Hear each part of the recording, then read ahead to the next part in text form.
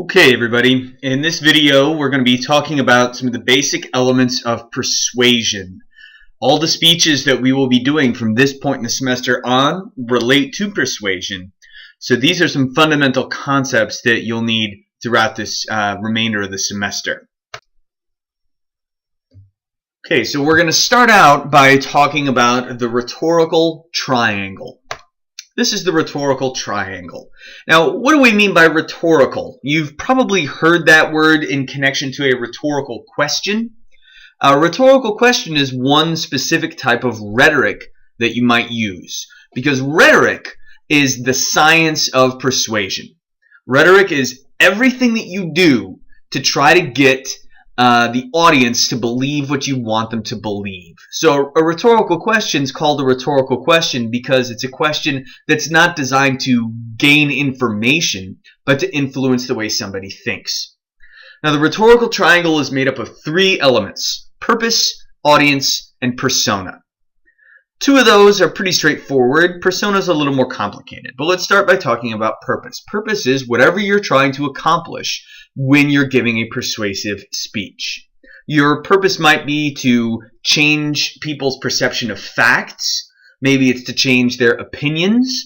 Hopefully, it's also going to be to change the way that people act. But your purpose is what it is that you set out to do. Audience is obviously who you are speaking to. And we can think about the audience in terms of maybe their level of education, their level of interest in the topic at hand, their sort of preset beliefs about it, even the number of people in the audience. Those are things that all factor into that. The most complicated or maybe newest element of the rhetorical triangle is persona. Persona is the way that you choose to present yourself to your audience. You use different personas all the time. When you speak to your parents, you present yourself differently than the way you present yourself when you talk to your friends, which is also different than the way you present yourself when you talk to your teachers or something like that. So when you're speaking, you adopt a particular persona, a sort of a mask through which you are speaking to the audience. And this relates to the emotional tone that you use, specific language choices that you make. A lot of our diction, especially when it comes to jargon and slang, is connected to our persona. Now, all three of these elements are in this triangle, and if you notice in this diagram, we've got arrows going back and forth between all of them. Because if you adjust one element of the rhetorical triangle, you're going to have to adjust other elements. So let's talk for a second about me as a teacher. I found this clip art, which I think sort of represents a persona that I try to take on sometimes when I'm teaching my English classes. Here's a dude obviously explaining Shakespeare's play Hamlet, which involves a very famous scene with a skull. And this sort of professorly type speaker is maybe how I present myself to an English class sometimes. Especially if I was teaching like an upper level English class, people who were sort of interested in literature. But if I changed the audience, if now I was explaining Shakespeare to a bunch of elementary school students, for example, that persona wouldn't work. I would have to present myself differently. And likewise, if I changed my purpose, if instead of trying to give background on Shakespeare, I was trying, for example, to get people excited about giving a speech, this sort of professorly type persona doesn't work, which is maybe why I haven't used it very often in speech class. So all three elements affect the other elements in the rhetorical triangle. Let's talk about purposes of persuasive speaking, which I alluded to just a second ago. You can give a persuasive speech in which you try to convince your audience to believe certain facts. You can give a persuasive speech in which you try to change your audience's opinions. You can give one in which you try to change people's behavior. We sometimes refer to these as being a question of fact, a question of opinion, and a question of policy.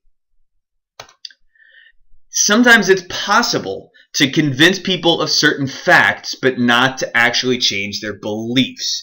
If you see this a lot of the times in contemporary political discussions.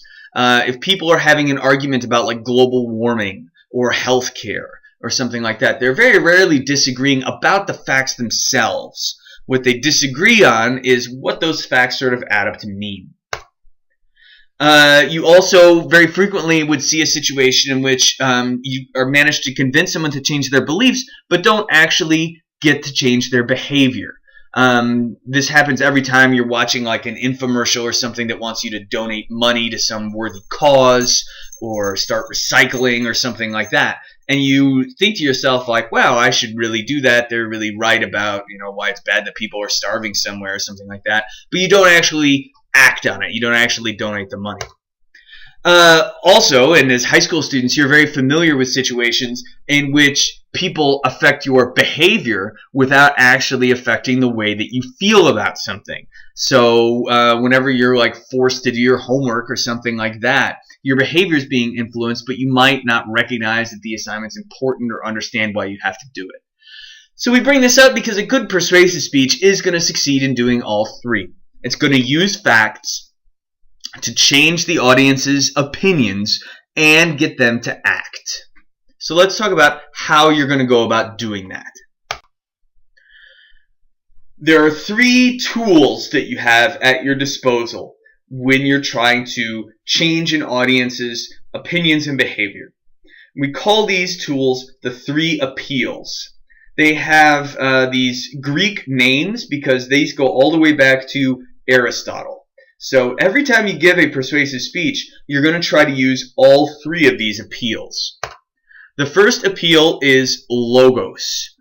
Logos is pretty easy to just sort of look at it and recognize what it means. Logos is the use of logic.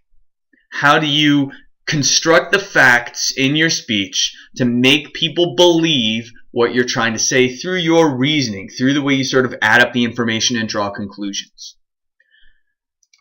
The next of the three appeals is pathos. Pathos is the emotional appeal. And you can probably remember that one because pathos comes from the same root of words that give us words like sympathy or empathy or the word pathetic. If someone or something is pathetic, what that literally means is that it makes you feel sorry for them. So pathos is how a speaker manages to get the audience involved emotionally. We developed pathos through using specific anecdotes, telling stories, and using figurative language. You can see the contrast between these if, say, again, let's use my previous example that I'm trying to get you to donate to some charity that's going to feed starving people somewhere. I want to use logos in that and talk about the number of people, however many thousands there are that will be affected by this charity, and I'm going to talk about, what a small percentage of your, daily income your donation will make up. But I'm also going to use pathos, and I'm going to tell you about one specific person who will be helped by this charitable donation. Obviously, it seems like the logical argument where I talk about, the thousands of people would be more convincing. But as human beings, we're wired to sort of react to individual specific people more, so that pathos helps as well. The third appeal, and this is the one that you don't have sort of an easy way to remember based on an English version of that word, the third appeal is ethos. And ethos is the appeal to credibility. It's whatever the speaker does to make us want to sort of believe them personally. We develop ethos when we cite sources or describe credentials. It also just comes to the sort of confidence that you project and how sincere you are. There are all different kinds of ethos too. Like obviously when I'm in front of the class, I have ethos because I have a degree. I've been hired by the school because I'm older than you. Those kind of things all seem like obvious forms of ethos. And when you give your persuasive speech, if you research it and include citations and things, that's obviously going to give you ethos. But you can also get ethos, like you have more ethos than me as students if you're talking about how challenging the homework load at Fishers High School is, for example, because that's something that you experience. A good speaker is going to use all three appeals, and you're probably familiar with examples of situations in which people only use one or two of these. If you've sat through a really boring lecture in class, where the teacher obviously knows what they're talking about, but they're just sort of laying all these facts and numbers and things on you and not making it seem meaningful, they're relying too heavily maybe on logos.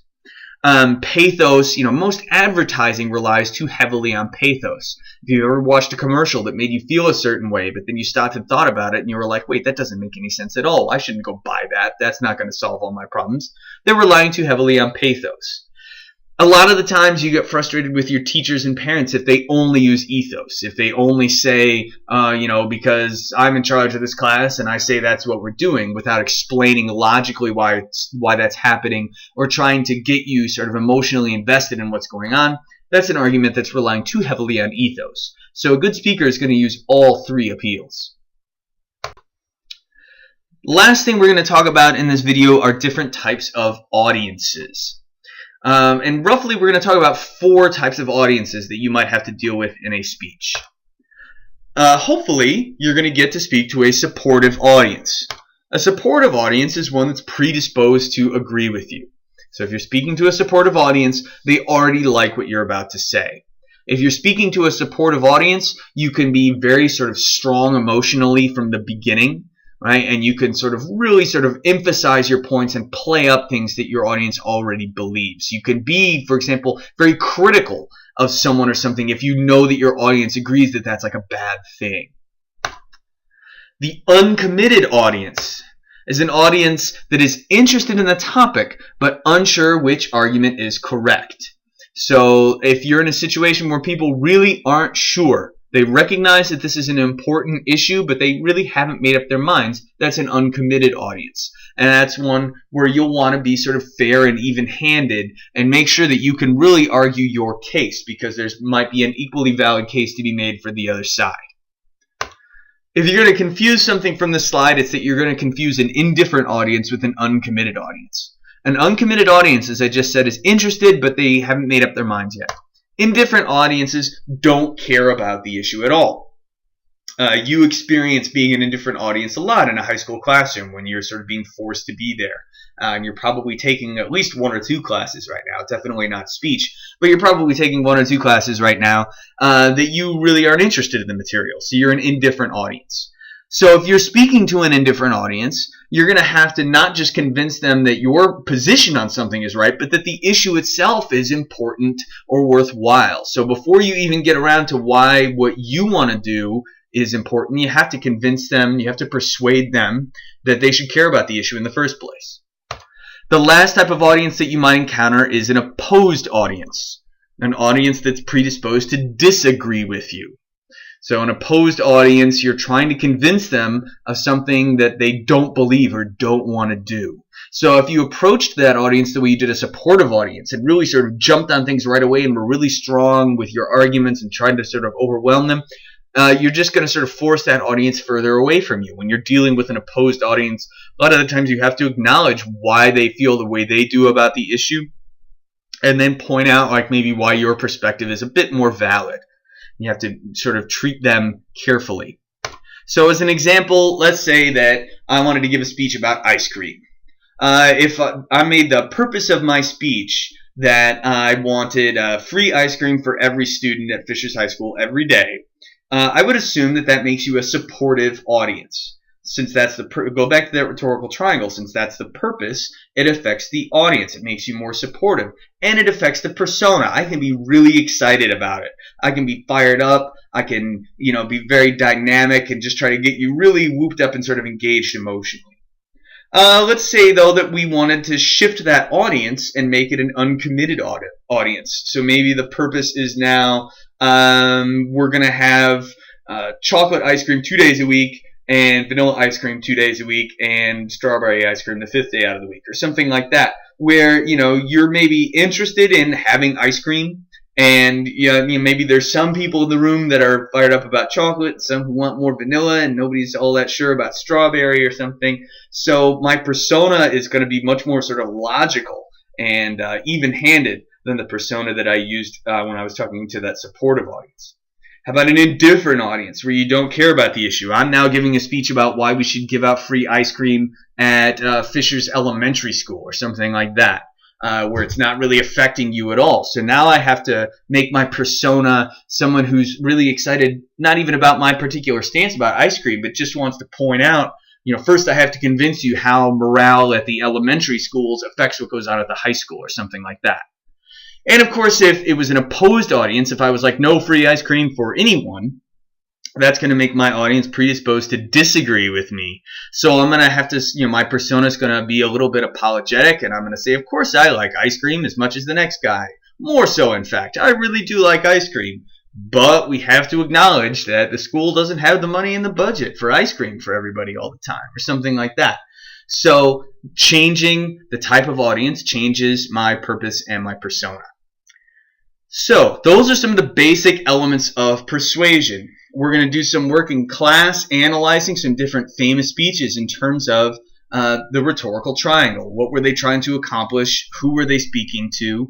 How did they present themselves? How did that affect their use of the three appeals? And then you're going to start using those things in your own speeches from now on, and it will be something you're evaluated on. So I hope you're excited about persuasion. I hope that I've persuaded you that this stuff is important.